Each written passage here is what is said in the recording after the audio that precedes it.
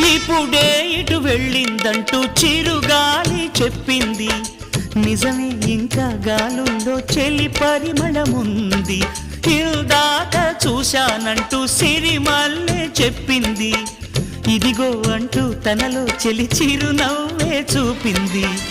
ఈ గుడి గంటల్లో తన గాజుల సడి వింటుంటే తను ఈ కోవెల్లో ఇప్పటి వరకు ఉన్నట్టే. ఎటు చూసినా తన జాడలే, ఎటు వెళ్ళిందో ఈ లోకునే.